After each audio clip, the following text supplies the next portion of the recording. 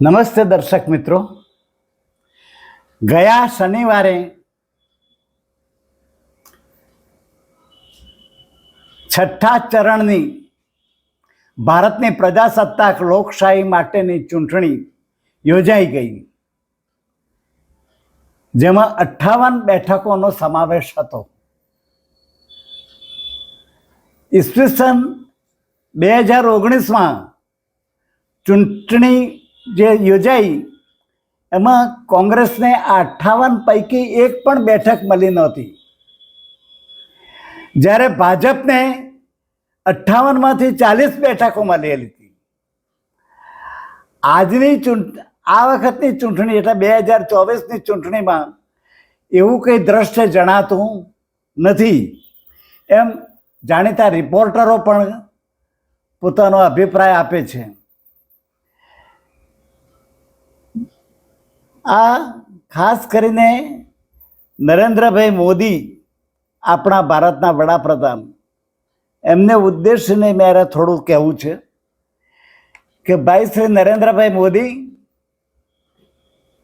આ ચૂંટણીમાં ચૂંટણી પ્રવાસ દરમિયાન જે રેલીઓ કાઢી અને રેલીઓ સમક્ષ ચૂંટણી ભાષણો કર્યા, એમાં ખૂબ બફાટ કર્યો છે એવું મારું માનવું છે. જો આપ થોડા શાંત રહ્યા હોત અને આડો અવરો બફાટ ન કર્યો હોત અને ગમે તેવા આક્ષેપો ગમે તેના ઉપર ન કર્યા હોત તો એકાદ બે બેઠકો આપના ખાતામાં વધત. આપે તો કર્યો, પણ આપના ચાણક્યને પણ આપે ખુશમાં રાખવાની જરૂર હતી, એ પણ બફાટ કરવા વર્ગ્યા એટલે જૂઠાણાઓ. આ ચૂંટણીના પડઘમ શરૂ થયા ત્યાં સુધી આપે આપની એજન્સીઓનો તમાશો જોતા રહ્યા. એટલું જ નહીં, પણ કોઈના ઘેર સારો પ્રસંગ હોય, ખોટો પ્રસંગ હોય, તેવા પ્રસંગે એજન્સીઓ, ઈડી છે કે આઈટી છે કે સીબીઆઈ છે કે એનઆઈએ છે, એમને થોડા રોક્યા પણ નહીં. બસ ચાલો, પહેલા કહેવાતું હતું મિસાજનો કાયદો હતો એ વખતે કે આપ મુખ ખિસ્સામાં નહીતર ચાલ મિસ્સામાં, એવું આ વખતે પણ થવા મળ્યું હતું. ગમે તે રાજકારણીને ગમે તે રીતે ભીડાવી દેવા, ફિર દેખા જાયગા, પડે રહેશે જેલમાં. આમાં ચાણક્ય જાણે કોઈ મોટો મીર માર્યો હોય એવો જશ લેવા લાગ્યા. નરેન્દ્રભાઈ, આ ચૂંટણી પાકિસ્તાન સામે નથી, આ ચૂંટણી તો આપણા નાગરિકો મત આપવાના હતા અને વિપક્ષો સામે હતી. આપણા જ દેશના વિપક્ષો છે, એ બહારના નથી. એ આ ભાન ભૂલી ગયા હતા અને આપના ચાણક્ય પણ ભાન ભૂલી ગયા હતા. નરેન્દ્રભાઈ પહેલી ટર્મ એટલે કે 2014ની અંદર આપ બિરાજ્યા, એ વખતે વડાપ્રધાન તરીકે બિરાજ્યા અને શ્રી રાજનાથસિંહ ગૃહમંત્રી હતા, ત્યાં સુધી આવું નહોતું.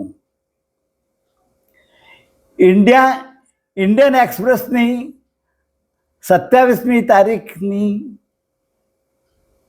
પ્રવૃત્તિમાં મેં જોયું અને આ મુલાકાત આપતા અમિતભાઈ જણાવે છે કે તેઓ પાસે સરકાર બનાવી શકે તેટલા સાંસદોના નંબરો છે.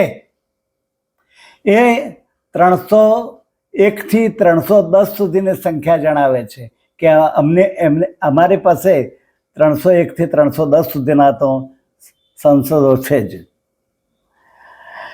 વિશેષમાં જણાવે છે કે રાહુલની કોંગ્રેસમાં જે પ્રવેશ થયો અને એના કારણે કોંગ્રેસના વર્તનમાં ઘણો ફેરફાર થયો અને રાજકારણનું પતન થયું. બોલો, રાહુલના પ્રવેશના કારણે કોંગ્રેસમાં વર્તન અને વ્યવહારમાં ફેરફાર થયો અને રાજકારણનું પતન થયું. અને પતન તો તમે કર્યું છે. અમિતભાઈ મજબૂત વિરોધ પક્ષની તરફેણ કરે છે, પણ અમુક વિભાગની ઈચ્છાનો બનેલો ના હોવો જોઈએ. તો કોનો બનેલો હોવો જોઈએ? અમિતભાઈ શાહ ગૃહમંત્રી બન્યાને દેશમાં ઉથલપાથલ શરૂ થઈ ગઈ. ભલે તમારા વિશ્વાસુ સાથી હોય અને તમે પસંદ કર્યા હોય, પણ એક વાત એવી પણ હતી કે રાજનાથસિંહ ગૃહમંત્રી હતા ત્યારે વહાલા દવાલા જેવું નહોતું કે આ મારો નજીક વાલો છે ને આ દુશ્મન છે ને, એવું નહોતું. પણ અમિતભાઈ જાણે કે વડાપ્રધાન હોય તે રીતે અમુક મુખ્ય મંત્રી જોડે બને અને અમુક જોડે ના બને. વસુંધરા જોડે ના બને, પેલા ચૌહાણ જોડે ના બને, રમણસિંહ જોડે ના બને, ફેંકી દો, બીજો કાઢો. અને ના બને તેને ઉઠલાવી પાડવાનો પ્રવૃત્તિઓ શરૂ કરી. આ યોગીના બેન તસલ ચાલે છે, શાહનંદ બેન. એટલે યોગીને બદલવા માટે પેલા કેશવ પ્રસાદ મૌર્યને વારંવાર પોતાને ત્યાં આગળ બોલાવે છે. શું કરવા ભાઈ આ બધા ધંધા કરો છો યાર? તેનાથી ભાજપના સદસ્યમાં આંતરિક વૈમનસ્ય ફેલાયું. કોઈ બોલી શકતું નહોતું, પણ અંદરો અંદર તેઓ આપની અને આપના ચાણક્યની ટીકાઓ કરતા હતા. આપના ઉત્તરાધિકારી કોણ તે વિશે પણ કોઈ મોં ખોલીને બોલતા નહોતા. નરેન્દ્રભાઈ, મેં અગાઉ આપને મારા પહેલા, બીજા, ત્રીજા, ચોથા, પાંચમા એપિસોડની અંદર ઘણું કહ્યું છે કે ચૂંટણીઓ આવે છે ને બધા સંબંધો સારા રાખો, આ કરો તે કરો, પણ આપ ક્યાં કોઈને સલાહ માનો છો? ચૂંટણી પહેલા અને ચૂંટણી દરમિયાન આપે અને આપના ચાણક્યને એ ઘણા ખોટા અને જૂઠાણા લવારા કૂટ્યા છે. ખોટા, બિનજરૂરી, કોઈ અર્થ નહોતો. અને જૂઠા કે ભાઈ અને કેજરીવાલને પૂરે એની અંદર કેટલું બધું જૂઠું બોલ્યા છે. પણ પ્રજા સમજી ગઈ હતી. પહેલી ચૂંટણી જે ઈસવીસન 2014માં યોજાઈ તેમાં આપે જુમલાઓ ફેંક્યા હતા. 2 કરોડની નોકરીઓ આપીશ તો 15 લાખ આપી દઈશ ને.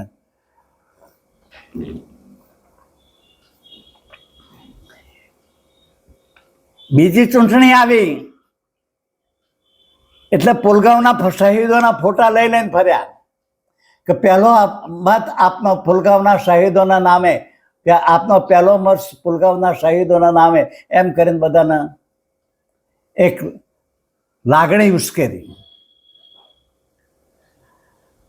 નરેન્દ્રભાઈ, ભારતની પ્રજા ધર્મનિષ્ઠ છે અને ધર્મનિષ્ઠ પ્રજા થોડીક ભૂરી હોય છે, પણ મૂર્ખ નથી હોતી. એ સમજી લેજો.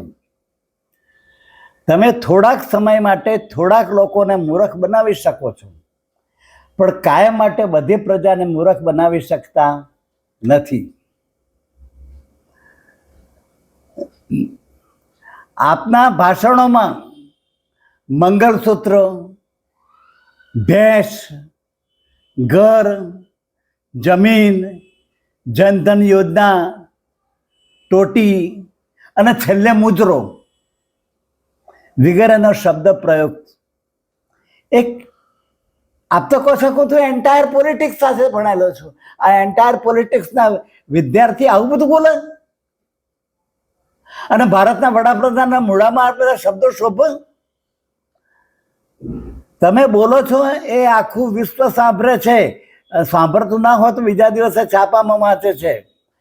આવા આપના અને આપના અને આપના ચાણક્યના છેછરાપણા ભાષણોથી આપની અને દેશની બે હાનિ થઈ જાય છે. નવી પેઢીને ખબર નહીં પડે કે બે હાનિ શું કહેવાય. જૂના માણસોને પૂછી જોજો. બે હાનિ એટલે નીચલી સ્તરે આપણો જાય છે.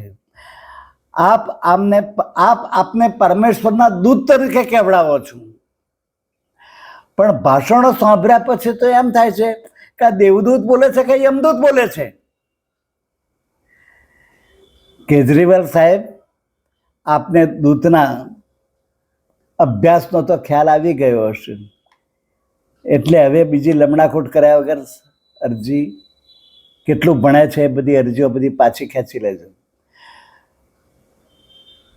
મિસ્ટર સ્વયંદૂત બની બેઠેલા નરેન્દ્રભાઈ, આપે ઉદ્યોગપતિઓ ઉર્ફે ધનાઢ્યો સાથે સારા સંબંધો રાખ્યા તે સારું છે અને જરૂરી છે, પણ બધા જોડે રાખવા જોઈએ. શું કરો ધનાઢ્યો જોડે? બધા જોડે સંબંધો સારા રાખો, પણ તેનાથી દેશને કોઈ મોટો ફાયદો થયો ખરો? ધનાઢ્યોએ આપનો લાભ ઉઠાવે છે, પણ આપને તેમનો લાભ મળ્યો ખરો? હા, આપને લાભ મળ્યો. કયો લાભ મળ્યો? આ સિંહાસન સુધી આ ધનાઢ્યોએ પહોંચાડ્યા. પણ આ સિંહાસન સુધી પહોંચો તો ધનાઢ્યો વધુ લાભ મેળવી શકે. ટેક્સ ફ્રી, દેવું માફ, આ બધો લાભ ક્યારે મેળવી શકે? કે આપ આ સિંહાસન ઉપર હો તો મેળવી શકે. તમારે તો હુકમ જ કરવાનો છે કે દેવું માફ કરી દો. ભારતમાં ફાવે ત્યાં જમીન એ લોકો લઈ શકે કે ભાઈ કેરાલામાં લેવી છે, કાશ્મીરમાં લેવી છે, આ ભાવે આપી દેવાની છે.